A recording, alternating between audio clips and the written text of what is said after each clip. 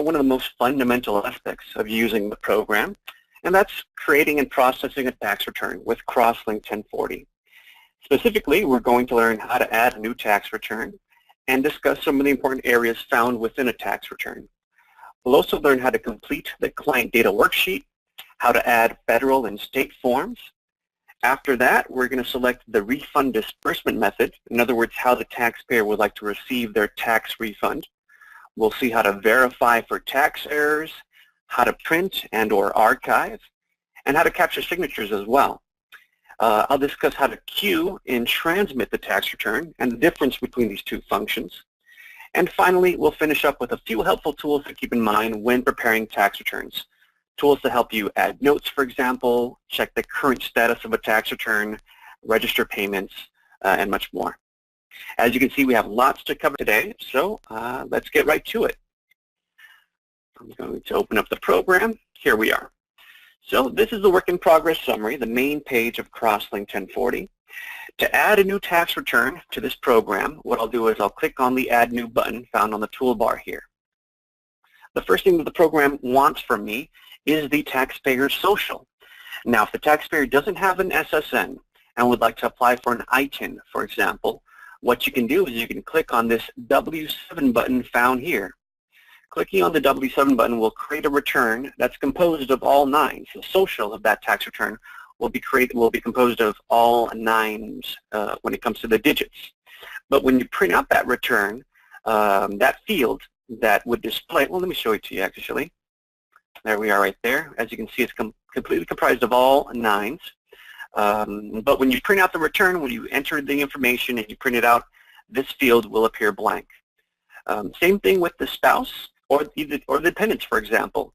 If the spouse had to apply for an ITIN as well, you can just start the social with 5 nines, and then the rest of the digits can be really whatever you want, just for miscellaneous or random numbers. And that'll kind of classify or configure this person as being a person that's applying for an ITIN. So when you print out this return, it'll appear blank. Well, let me close this return for now. Now what I'll do is I'll begin a new return, and I'll just enter the social manually. Now something new for this year, as you can see, is that when you type in the social, it can be masked. It can be hidden by these little asterisks or stars. That's a new feature for the program. So if you're interested in doing that, in hiding the SSN as you type it in here, you can do so by clicking on Setup, Office Setup, and then under this Defaults tab, we have this blind entry for Add New Return. Selecting that box will enable this function. So I'll enter in that social again real quick. I'll click on OK to open up the return. And as you can see, the program is taking me to the client data screen. This is where we're going to capture all the taxpayer, spouse, and dependent information. Now, before we get into entering information, I just want to mention a few areas here, kind of give you the lay of the land when it comes to a new tax return in Crosslink 1040. First of all, near the very top, we still have access to our tabs. So if we wanted to jump to the business returns package of the program in order to create corporate returns, we can do so by clicking on this tab. One of the good things is you can switch back and forth while leaving the tax return open. So if you needed to compare information between a corporate return and a 1040 return, you can do so by just clicking on the tab. Same thing with our website. You can click on the website tab to go straight to crosslinktax.com. Now the menu, we do have access to database and setup, for example, which we had access while we were outside of the return. But we also have some new options available to us. We have the return menu, for example, which allows us to create a tax estimate by clicking on this tax estimator tool. You can also delete the tax return. If you want to get rid of a return, you can click on this delete return option to do so. Or, for example, you can lock or unlock the tax return. For those of you that aren't aware of this, when you transmit a return, like when you e-file a tax return to the IRS, typically that tax return is going to have a lock placed on it automatically. As soon as you mark to transmit that return, we're going to lock that tax return to prevent any further changes from happening to that tax return. Of course, in some cases, you may need to make an amendment, make a correction, and you can do so by opening up that return again, and then just choosing the lock unlock option to toggle between those two options. For example, right now it's locked, and if I try to do something, the program will not allow me to type anything. It tells me that the tax return is locked. But you can come in and unlock that return if you do need to make changes. Along with the return menu, we also have the form menu, which allows you to access certain forms within the program, and the print menu that not only allows you to print the final tax return, which is basically the same thing as clicking on this print button. This allows you to print the final tax return. But along with that, you could also print the current form if you just wanted to print the form that you're currently looking at, or the bank documents. If the taxpayer is applying for a bank product, if they're going to be selecting a bank product as their refund disbursement method, you'd want to print out those bank documents as well. Now, below the menu bar, you'll notice that we have a whole bunch of other tools available to us on the toolbar that have been added. These will be helpful as we go along entering information and processing a tax return. Below that, you'll see that the taxpayer's name will pop up. Obviously, I haven't entered anything just yet, so that's why it's blank at the moment. But we also have the taxpayer's SSN that appears near the middle of this black bar, and to the right, we have the date this return was created. Now, to the left, we have the attached forms pane. This will display all the forms that are currently attached to the return. Now, underneath this general section, these are all forms that we've added. These are all basically cross-link forms, forms that will help you with the preparation of the tax return. Below that, we have the federal and the federal tax forms that we've added to the return. It automatically includes the 1040 and the 8879. Those pop up automatically as soon as you create a new return.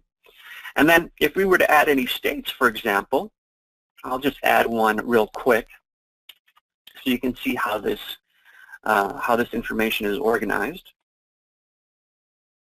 Let me add Oregon. There we go. So there's our federal forms underneath the federal section, and Oregon that I just added has the Oregon forms below that. Naturally, if you want to jump to a particular form, you can just double-click on the form. It takes you right there. You could also delete any form by right-clicking on it and choosing either Remove Form, or in the case of the states, you can right-click on the state itself and choose Remove State if you wanted to get rid of a state that you've added accidentally or that you no longer need. All right. Now, one last area that I wanted to mention when it comes to the different areas within a return is this active option window, or what we call the active options down below here, this little gray area. The importance of this area is that whatever fields you click on, if I click on, for example, the name here, down below it tells me what exactly I should be typing in this particular field. So this is basically line-by-line help for any fields within Crosslink. If you don't know exactly what you should be typing in a particular field, just click on it, and down below it's going to tell you. Very useful if you're new to Crosslink, or if you're new to tax preparation in general. This can be a very helpful area and help you complete that tax return. Now, along with the line-by-line help that's provided, we also have these buttons that appear. And these buttons will appear depending on what field you're on. In some cases, they may not apply. Like in the case of the home phone, I don't have any of these options available to me. But as we go through the return, we'll see that these buttons will become illuminated for certain areas, and I'll describe what those buttons do as we work with the return.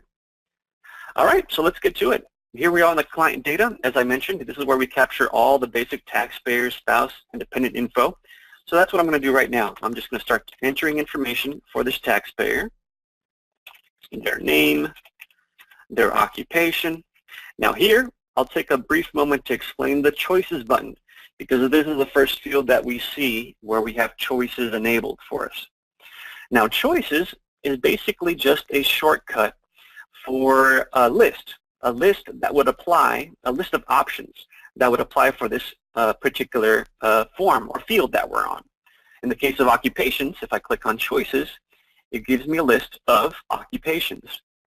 Now this list, I can modify it if I wanted to. We provide you with a list of kind of like various occupations, but obviously this isn't the full list of occupations that could exist.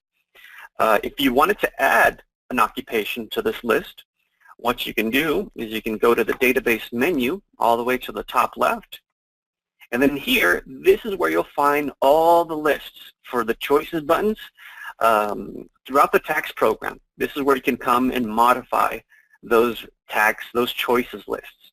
In the case of the occupation field, we have an occupation area. You can click on that and notice that I've added these two occupations to that list. Teacher and fisherman weren't originally included on this list, but I've added them manually. So now I can select them, or I could even just type it in. I could begin to type teacher, for example, and the program will want to complete the rest for me. So I definitely recommend, if you cater to a certain type of customer, a certain type of occupation frequently, that you go into database, add that occupation to that database, so that next time it's available by just typing in the first couple of letters. So now I'll move forward. I'll enter in some sort of phone number.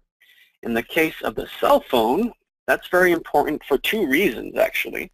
So I definitely want to enter a cell phone, and I'll explain the importance of that here in a few moments. Actually, let me enter in an email for this taxpayer as well. Here we are, very basic. Now, one of the reasons why you might want to capture the cell phone for a taxpayer is if you want to use the send text option, the text link option that's available in Crosslink 1040. This text link feature will allow you to essentially send a text message to this taxpayer to their cell phone right through the program itself. And in order to do that, naturally you need their cell phone number. You also have to ask the taxpayer if they're willing to receive text messages from your office. If they are, you'll simply mark this with an X. That's all what this field represents. And then the last thing you need is their cell phone carrier. Since you're sending this text message through the internet, we need to know where exactly are we going to send it to. We need that address for that cell phone carrier. And thankfully, we have this choices list available as well that will display all the choices, all the different carriers that are available within the U.S.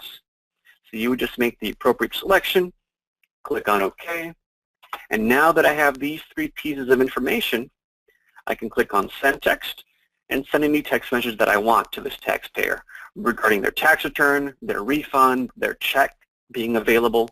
It's a very useful tool for quick and easy communication. Now, I said that the cell phone number has two things that can help you. One of them is the ability to send a text message. The other one I'll talk about here in a few moments when we print the return. But for now, I'll move forward with entering information. New for this year, for 2016, for the 2016 program, we have the entry for the driver's license or state-issued ID. Now the IRS would like to capture ID information for the taxpayer and spouse. So, assuming that the taxpayer has that information, I'm just going to enter a number here, has their ID. I'm going to say they got it from Washington. It expires 2016, pretty soon, and it was issued in 2014. There we are. Now, some folks have asked in the past whether or not we can use some sort of like passport information for this ID. And just note, at the moment, the IRS only requires or would only want a state-issued driver's license or a state-issued ID. That's the information that they can cross-reference using their databases. Any type of passport information or things like that, those will not work at the moment. Now, below the taxpayer information, we have our filing status. And this is an area where you definitely need to look down below to see what exactly you should be entering in this field. If I take a look here, I can see that 1 represents single, 2 is married filing jointly, 3 married filing separate, and so on. Now for this example, I'll choose that this taxpayer is a number 4, which means head of household. It's going to skip, it's going to skip the spouse information automatically and take me to the address information. Here I'll enter in the taxpayer's address. There we are. Below the address information, we have an area where we can capture the taxpayer's combat information if they were involved in some sort of military conflict. We have those choices here available as well, so you could enter that information if appropriate. Below that, we have bank and routing number information. This is if the taxpayer wanted to do a direct debit or a direct deposit. You could enter that information, you could enter their banking information in here. Now, one of the good things about this database, and notice that we have a choices button here as well, one of the good things about this area and a few other certain areas within Crosslink is that every time you enter a new bank name and a new routing number, that information is automatically going to be saved to the database. It's not like the occupations one that we saw earlier. This one, if you wanted to add something, you have to go to database and manually add it to the occupations database. Bank works a bit differently. The bank, that one will save that information automatically to this bank and routing number database. So that next time you can click on choices and it will be there automatically for you. Naturally, if you did want to enter information manually, if you wanted to enter some bank names and routing numbers that you may have collected for the season, or if you wanted to save those to the program, you can come in here and add that info manually. But otherwise, every time you enter a new one, it'll save it to the database automatically. I'll enter in the account number and what type of account this is. And then below that, we have this client referral area. Now, this is typically optional. You don't necessarily have to use this field, but it's good if you want to track how the customer heard of your business. And just like these other fields that we've seen, we do have a choices button available to us with certain options. And you could add additional ones, just like the occupations database. You can add other options using this referrals area here. See, all these I've added manually. So if you want to see, if a particular type of advertising method is working for you, if you want to see how many, if you went out and distributed all these flyers, and if you want to see those flyers are working, this is a great way to track that information. And later on, you could run a report and see a breakdown of all this info of what brought your customers to your business. It's very useful if you did want to track that information.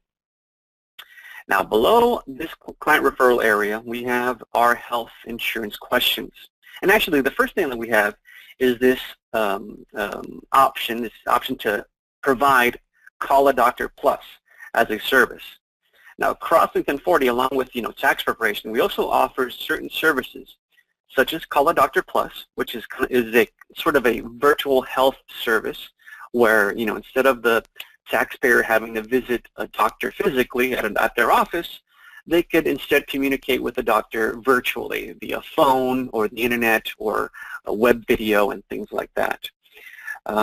If they did want to subscribe to this service, or if you did want to subscribe to the service to be able to provide this service, you can do so by going to our website. There's information about that there, or of course you could talk to your account manager. But for the cases of this example, what I'll do is I'll just say that this taxpayer was not interested in using this virtual healthcare service, so I'll say that no, and for no there. And then now here in this area, this is where we're actually going to start talking about health insurance and how the taxpayer received their health insurance last year. In the case of this taxpayer, and most of the taxpayers out there, it's typically going to be by the employer. If they received health insurance through their employer, then you simply just have to mark box A with an X. That'll take care of that. And then you can continue on with the tax return. Now, if you do have a taxpayer that purchased their health insurance through the marketplace, the option you'd want to select is letter D, purchase health insurance through the marketplace. And that typically means that they're going to receive a 1095-A in the mail. If that's the case, you can click on this Quest button, which stands for questionnaire, If I click on it, it's going to want to check this box automatically, this D box, and it'll take me to this ACA questionnaire where I can, depending on what the taxpayer did when they purchased their health insurance and things like that, I can complete this form. And from the feedback we've received about this form, we've heard that it's fairly easy to use. I think it's been a hit overall with our tax preparers. But I'm going to go back. For this tax return, I'm just going to say that they purchased their health insurance through their employer, or they received it through their employer, and I'll move on to the next area. So below that, we have our dependents area. This is where we can capture all the dependents information. I'll enter in some info here for the dependent. Notice if I type in the first letter of the last name, it's going to want to complete the rest for me. I can just tab away to move forward. I'll enter in a birth date, an SSN, and the relationship. Here's the same thing. I can press S for son, D for daughter. I could also, since there is a choices button available here, I can click on choices and see what exactly all of the options that could apply for this particular field. I'll just say it's a son. And then here under MO, this is another field where if you're new to Crosslink, you may not know exactly what is required of you. But if you look down below, it tells you number of months dependent lived with the taxpayer. And you could also press or enter CN for Canada or MX for a Mexican resident. In the case of this taxpayer, I'll just say that they lived the entire year, 12 months, with the taxpayer. All right, so now we have some codes that have popped up here automatically. If I take a look here, I can see that number one, down below, it says press F3 for list of dependent codes. Now F3, the F3 key on your keyboard is essentially the same thing as clicking on the choices button. It's just a shortcut. Open up this choices button. So I'll do that. And here we can see that number one, dependent lived with the taxpayer. It's a pretty obvious assumption to make, especially since I've entered that they lived 12 months with the taxpayer. That's why the program is making this assumption and is filling out these codes automatically, because it's taking the information I've entered so far into account and making some determinations.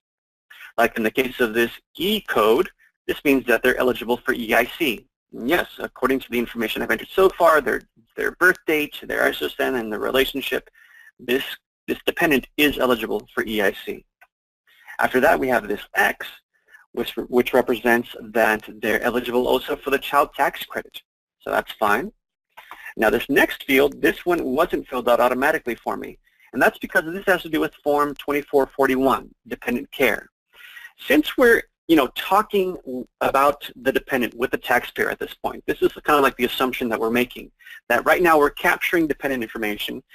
We figured it'd be a good time to talk about dependent care, and that's why we added this shortcut to add Form 2441 to the tax return by just pressing an X here. So at this point, you would ask the taxpayer, did this dependent have any dependent care? If they did, you could press X if it was just regular dependent care, or you could enter D as well if the dependent was disabled and needed that type of care. Now, if I move away from this screen, or if I just refresh, just to manually show it to you, now you can see that 2441 has been added to the tax return. So just consider this area as a shortcut to add Form 2441. Now the last field, this ST field, this only has to do with the Idaho grocery credit. So if you do not live in Idaho or don't prepare returns for those that do live in Idaho, you don't have to worry about this field. This is only for that Idaho grocery credit. And there we have. So there we are. Now we have on this client data screen, we have a taxpayer with some information, and we also have a dependent as well. Now before we move on, I also wanted to mention the use of these other buttons here. Because now, while we're looking at this dependence area, we now have the worksheets button available to us. And this is essentially a button to access the overflow worksheet. In the case of this dependence area, you can see that we have 9 fields that we can click on, or 9 fields that we can add dependents to. If, by chance, you had a taxpayer that needs or that has more than 9 dependents, you can click on this worksheets button and add the information here. Now you can see that you have much more spaces available for additional dependents. So that's what that Worksheets button is all about. It's just an overflow area. Now, the last button, this Form Links button, this we have to find a field where this button becomes activated, and one such field is on the 1040. We go to line 7. Now you can see we have form links available to us. And this, as you can see, is is basically a link or the ability to jump to a form that's associated with the field that you're on. In the case of line 7, this has to do with wages, salaries, and tips.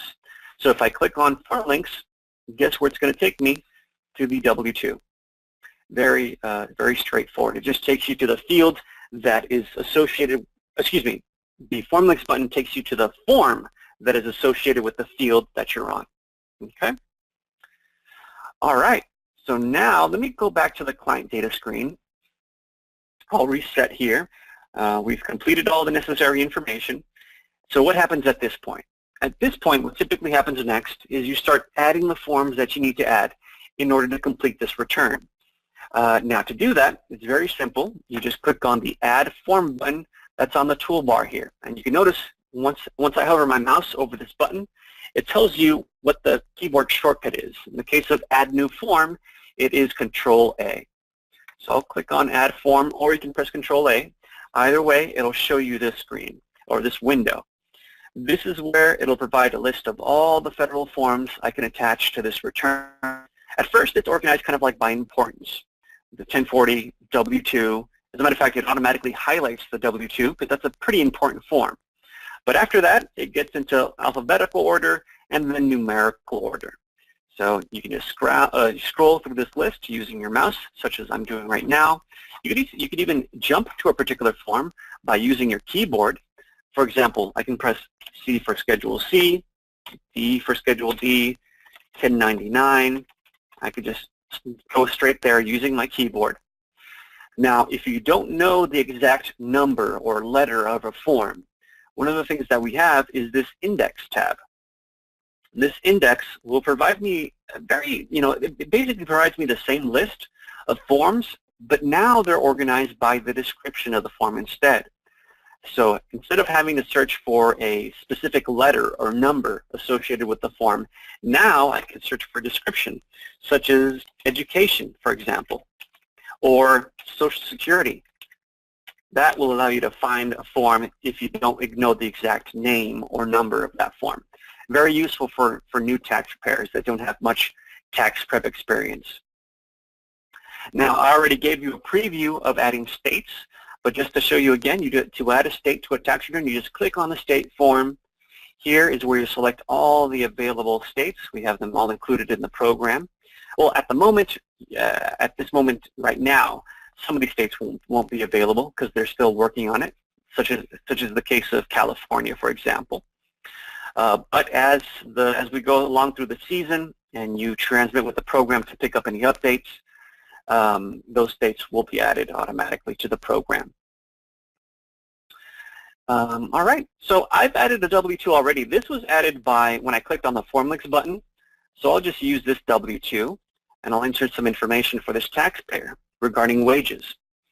So here we are on box 1. I'll enter in some wages. I'll say they've made a cool 50K, withholding of 45. We also need to enter the employer identification number. Now, this is another field just like the bank. Every time you enter in a new EIN and a new employer name and address, that information is going to be saved automatically to the database. Just like any of these databases here, you can add the information manually. That's the employers and payers one. That's the EIN database. As you can see, I have plenty here, and these were all captured while I've been preparing returns. So every time I enter in a new one, it'll save it to the program, so that next time I can click on choices, and there they all are right there. So I'll choose, let's say, Finn's Gym. Here we are. I'll enter in California. And I'm just basically entering some gibberish here just to fill this out. There we are.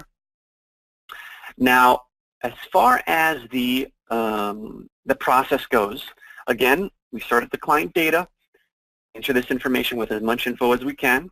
The importance of this client data is that all the info that you enter here is going to flow to all the forms that you add later on to the tax return. And that's what the next step is. You add the forms that you need to add in order to complete this tax return.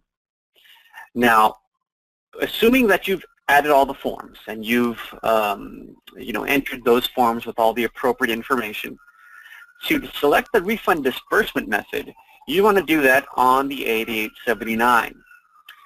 Here on the 8879, at the very top, this is where you can select the refund type, how the taxpayer wants to get their refund.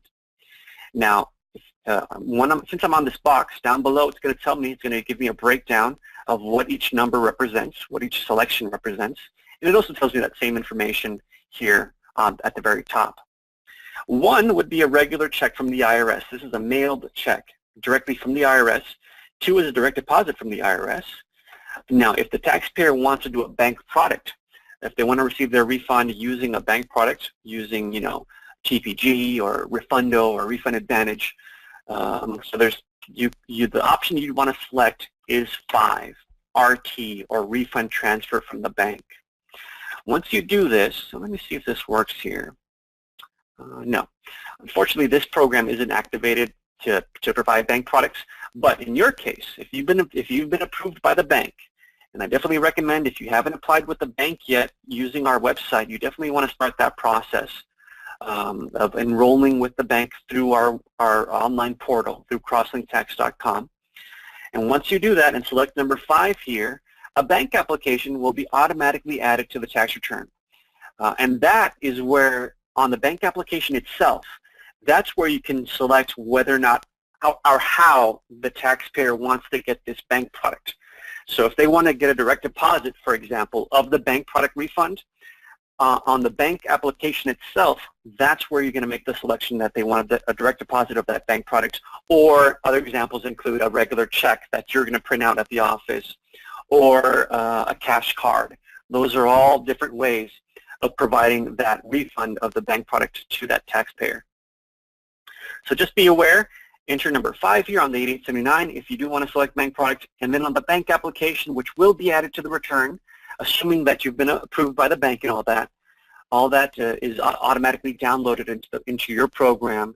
And on the bank application itself, that's where you can make the modifications of how exactly the taxpayer wants to get that refund. All right. Now, the next step, once you've added the forms, entered all the information that you want in the forms, and selected how the taxpayer wants to get their refund, what typically happens next is you're really getting to the point of finalizing this return. You're basically want to verify the return to see if there's any errors. Before you transmit, you want to check if there's any errors that will cause a rejection.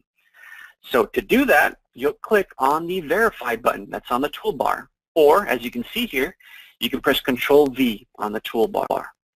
I'll click on Verify, and notice that I have all these errors that I have to fix. And that's because, I've barely completed this return. I've just added forms and entered some basic information, but there's lots of missing information, as you can see here.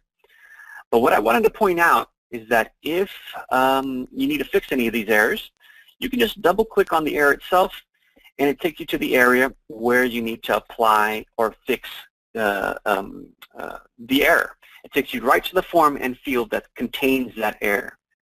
Same thing with all those other areas that pop up on that Verify window. I can just make the correction, press Enter or Tab to go to the next error, and then press Enter again, enter the information. Actually, I'll change that to Pay Prepare. There we go. And essentially just go through this list. Fill out everything that's required under that verification window. Now, for this example, I'm not going to go through the trouble of clearing out all those errors.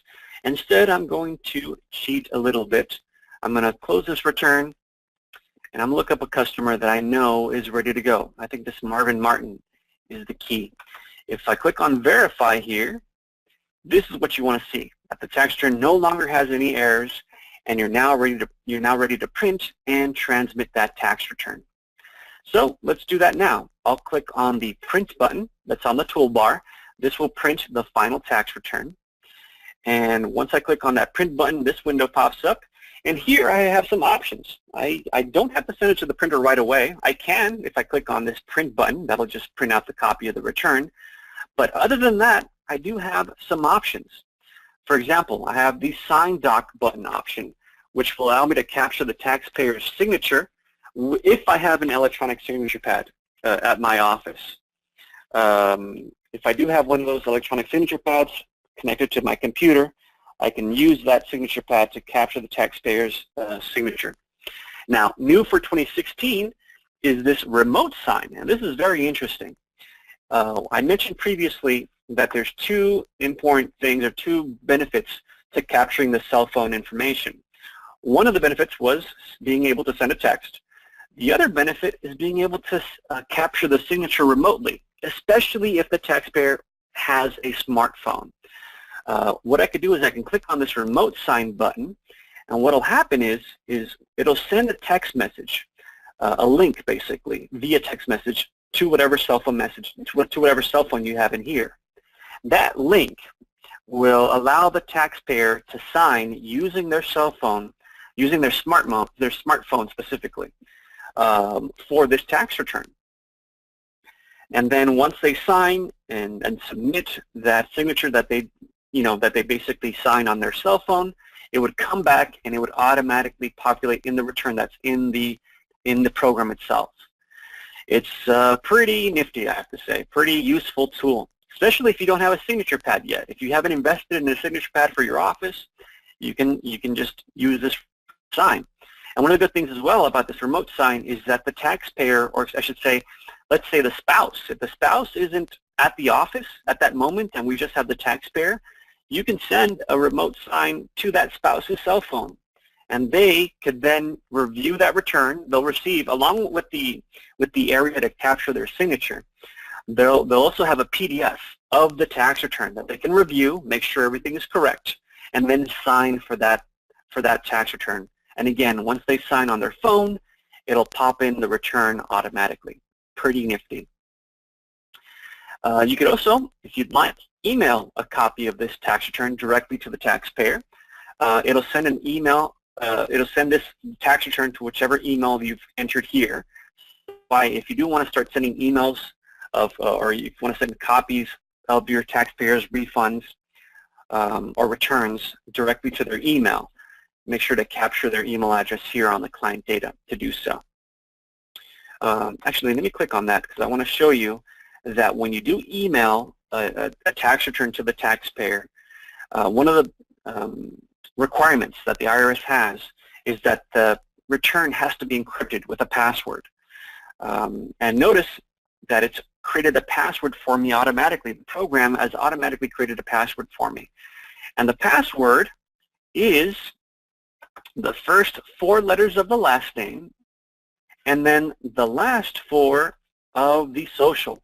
That's going to be the default password for every email that you send with the tax return. That's how it's going to generate that password. So if I click OK here, I could then enter in a subject, a body, and I could also, if the taxpayer doesn't know exactly what their password should be, what their encryption password should be, you can click on this Send Attachment Password, and what will happen is that we'll email the customer 2 things, 2 email messages, one including the password and a separate email with the PDF with that they'll need the password to open up. All right, so I'll close that for now. Oh, actually, I'm going to capture the taxpayer's signature since I have a signature pad at my office, I'll just sign using the signature pad, click Accept. Now the program is asking me for the paid preparer signature. Now this is something you can preload into the system so that you as a paid preparer never have to sign, really. You only sign once and it's taken care of for the rest of the tax season. But for this example, I'll just enter it again and choose Accept. And now, as we can see, a PDF has popped up of this tax return. If I scroll through this PDF of the return, there's my paid preparer signature that I've just captured. And please be aware that this can be preloaded into the program so that you sign once at the beginning of the tax season, and that is it. You no longer have to sign again. There's my taxpayer signature.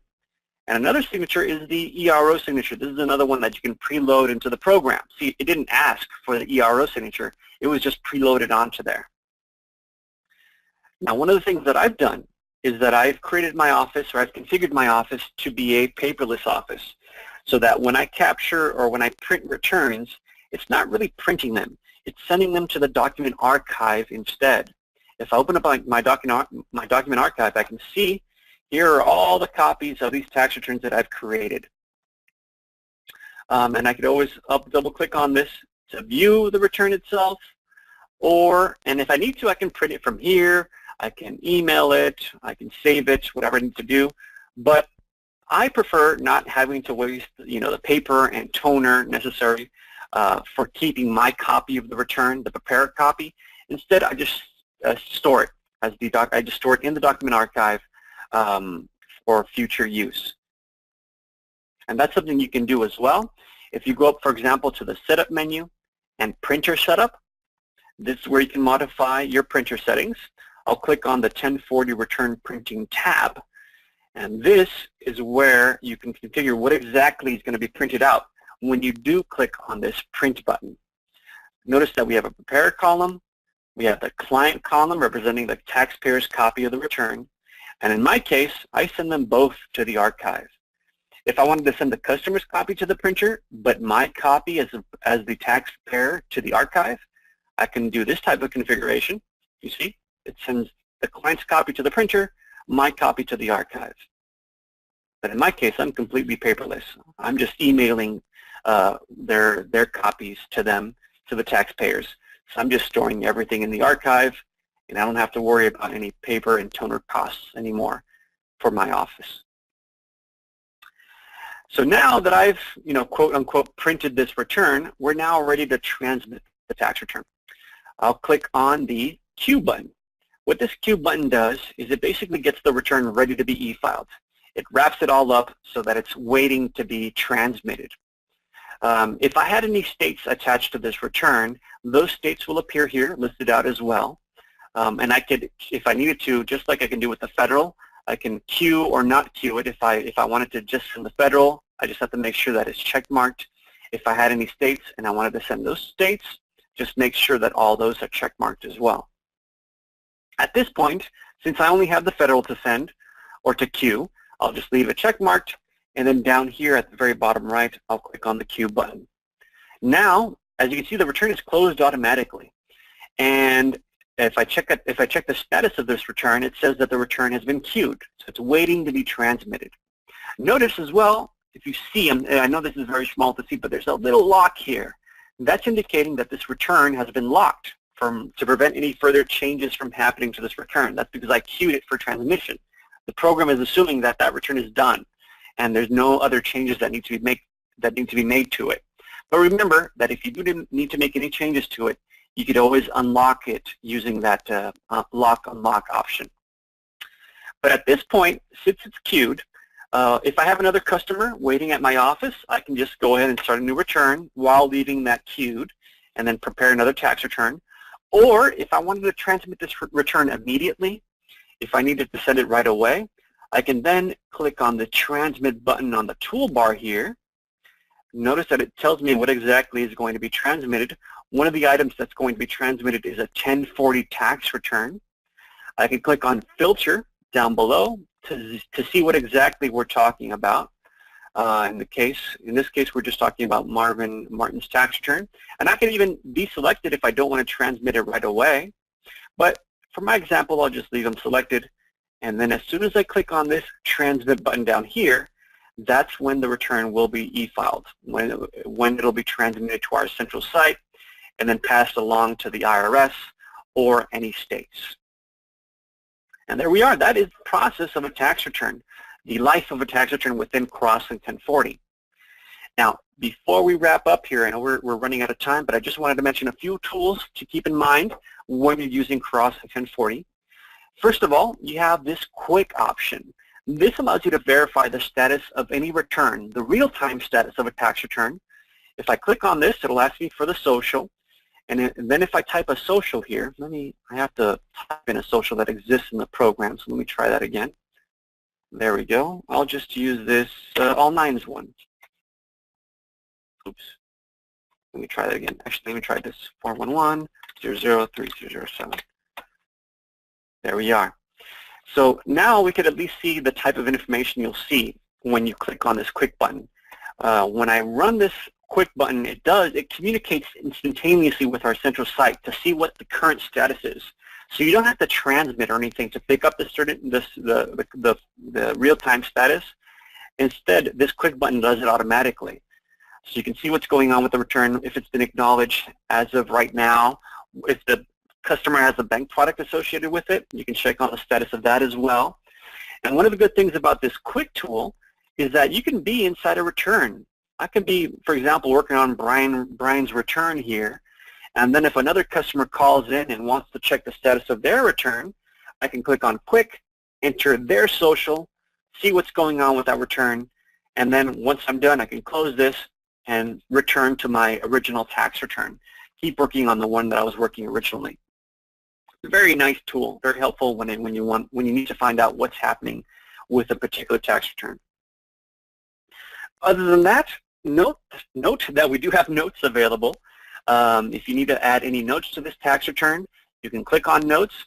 And this type of note that's on the toolbar here, this is nice because once you add one of these notes, that note will always appear right away. As soon as you open up the return, that's the very first thing that you're going to see when you open up the return is this note. It's going to pop up to remind whomever is working on that tax return about anything in particular. So if, for example, if the customer owes you money or something like that, if you needed to add anything that you wanted to see immediately, that's what these notes are for. And one of the other good things about these notes is that they transfer year after year. So you can really keep track of a taxpayer and any type of information that you wanted to keep in mind about a particular taxpayer. This note is perfect for that. Now, in some cases, you may need to send a note to the IRS, any type of some sort of explanation of something. We do have that note as well, but that is added through your Add Forms. If I click on Add Forms here, and then I go all the way to the bottom, here we have IRS notes. And notice that this form will be included in the e-file. So anything that you enter in here will be sent to the IRS for any type of information. Now, another thing I should mention is this Payments button.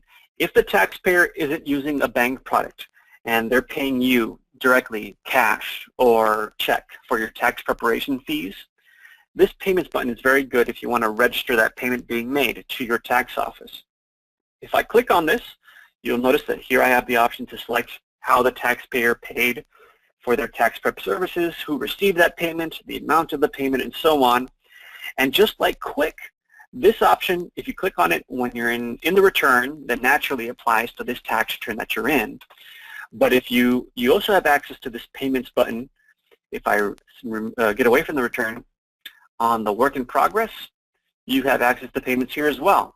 So if a customer comes in to your office and says, hey, I need to pay my bill, you can enter in their social and then add that payment quickly to the return without having to open up the return.